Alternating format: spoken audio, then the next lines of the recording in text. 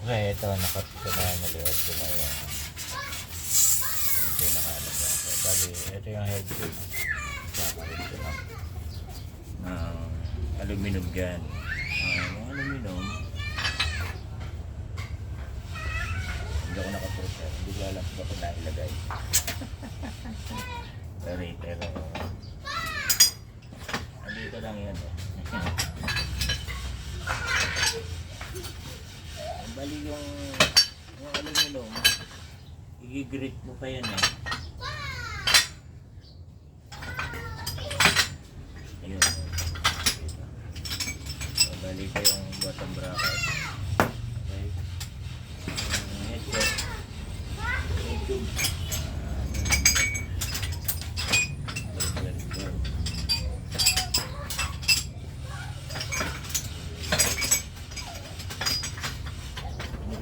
Bago ako mag-video.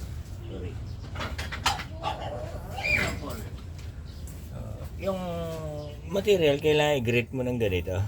Okay, para yung bang grooving, yung pag nagdikit ka ng ng fiber cloth tsaka fiberglass, mag-absorb ka rin sa grooving. Okay, so magaspang. So ang puwersa nun, hindi siya dudulas na gano'n.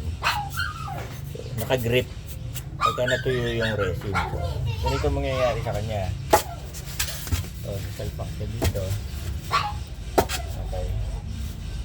Ayan. Babalutan nyo, naka-reinforce ako ng flat bar dito na naka-welded. Iuhukay ko dito sa center ng raran.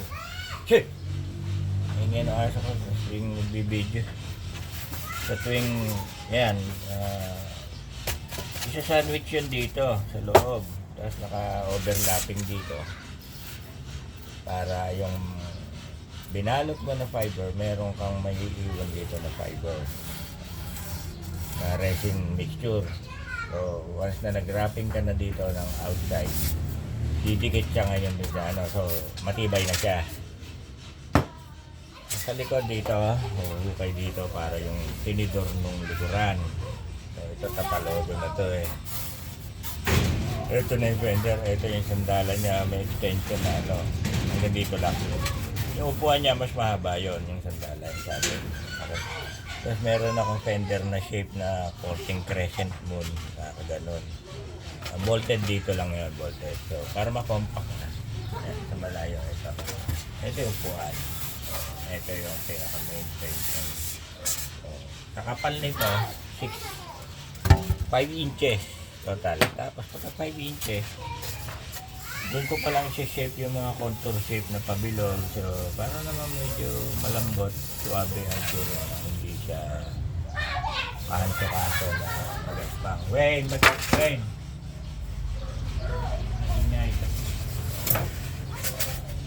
So, isang ganito pa. Ayan, 2 inches. Okay. So, 1 inch. Plus another 1 inch dito.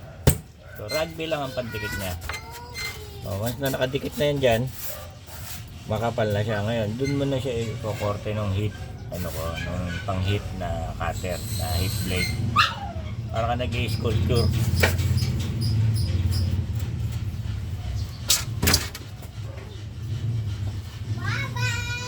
I-sculpture mo siya ngayon para bumilog. So, ito na. Ang pinakating ko dito, jigsaw lang. Jigsaw. Ito. Para mabilis. Masyado malaki sa kuryente yung So, pa lang naman to start pa lang. Post ulit ako another video pagkatapos nito. Yung 3 piraso na to na shape ko na, nakating ko na. Magpo-post tayo ulit na panibago. So, i-video ko to, document ko yung pagkakagawa nito kasi first time kong gagawa ng ganito. Kung may mali kung so hopefully wala naman kasi naka-prepare na yan lahat, nasa mind ko kung paano gawin. So, may makikita ka sa YouTube, may mga gumawa rin. So, hindi tayo nakangopya doon. may diskarte sila, may sarili rin tayong diskarte. Maraming salamat sa inyo.